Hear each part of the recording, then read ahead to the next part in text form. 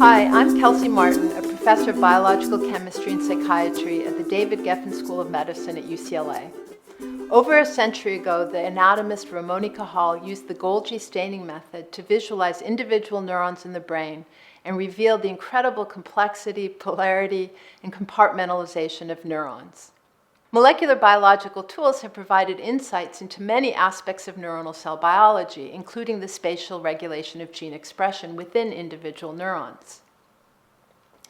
These studies have shown that gene expression is regulated not only in the nucleus via transcriptional mechanisms, but also in the cytoplasm using post-transcriptional mechanisms such as mRNA localization and regulated translation within dendrites and synapses. Coming from a completely different perspective, human genetic studies have identified mutations in RNA binding proteins that give rise to neurologic disorders. These findings also underscore the importance of post-transcriptional regulation in the cytoplasm because many of these RNA binding proteins have specific functions in the cytoplasm. In this study, spearheaded by Dr. Jian Li, a postdoctoral fellow in my lab, we combined cell biological approaches with genome-wide techniques and bioinformatics to differentiate between the functions of one RNA binding protein called Rbfox1 or A2BP1 in the neuronal nucleus and cytoplasm. Several human genetic and bioinformatics studies have linked mutations in Rbfox1 with intellectual disability, epilepsy, and autism spectrum disorders. These studies have focused on the role of Rbfox1 in the nucleus where it regulates alternative splicing. And in our study, we set out to characterize the function of Rbfox1 in the cytoplasm. Rbfox1 itself is alternatively spliced into nuclear and cytoplasmic isoforms. When exon 19 is spliced out, it generates a protein that has a nuclear localization signal, or an NLS, in its C-terminal tail. This is called nuclear Rbfox1. When exon 19 is spliced in, it generates a protein that has a different C-terminal tail lacking an NLS, and this is called cytoplasmic Rbfox1. The existence of these two distinct isoforms allowed Jian Li to manipulate the levels of expression of Rbfox1 distinctly in the nucleus and in the cytoplasm. So to do this, he used siRNA to deplete Rbfox1 in hippocampal neurons, and then he rescued with either the nuclear or the cytoplasmic Rbfox1. We used RNA sequencing to identify changes in mRNA splicing and expression that were induced either by rescue with the nuclear or the cytoplasmic Rbfox protein.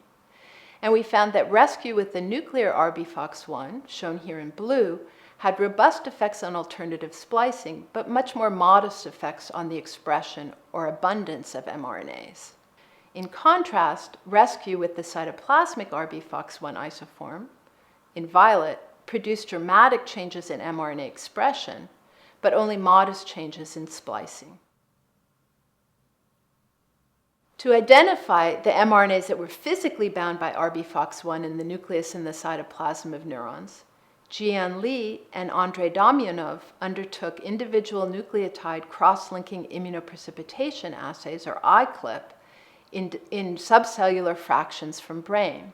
They found that Rbfox1 predominantly bound to intronic sequences, shown here in red, in the chromatin fraction, and to 3' UTR sequences, shown here in green, in the cytoplasmic fraction. And this really suggests that Rbfox1 regulates mRNA metabolism in the cytoplasm in a 3' UTR-dependent manner. Most of the mRNAs that had Rbfox1 clip reads in their 3' UTRs were upregulated by rescue with cytoplasmic Rbfox1, indicating that Rbfox1 binding to the 3' UTR increases their expression, presumably by stabilizing the target mRNAs in the cytoplasm. To test this idea, Jian Li and Mariana Fontes performed a series of luciferase assays. Here they examined the CAMK2 alpha mRNA, which has 4 Rbfox1 binding sites in its 3' UTR. They made luciferase constructs with the wild-type 3' UTR with all 4 Rbfox binding sites, and with the mutant construct in which all 4 Rbfox1 sites were deleted. When they performed luciferase assays, they found the expression of cytoplasmic Rbfox1, but not nuclear Rbfox1, increased luciferase expression from the wild type, but not the mutant CAMK2 alpha reporter. And in addition, the cytoplasmic, but not the nuclear Rbfox1, increased the concentration of the CAMK2 alpha mRNA reporter as assayed by qPCR.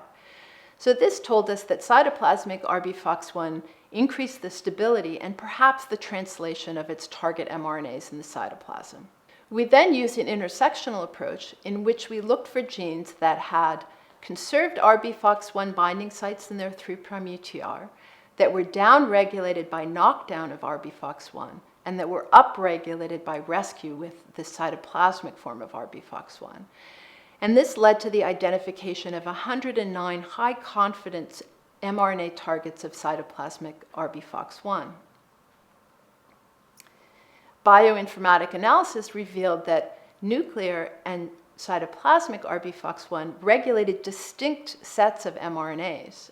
To learn more about the function of the genes that were regulated by cytoplasmic Rbfox1, we compared the 109 high-confidence targets with published data sets and found that the cytoplasmic targets of Rbfox1 are especially enriched in genes involved in cortical development in autism spectrum disorders. So together, these findings underscore the importance of considering the cytoplasmic arm of RNA regulation when thinking about the role of RNA binding proteins in neural circuit development, function, and disease.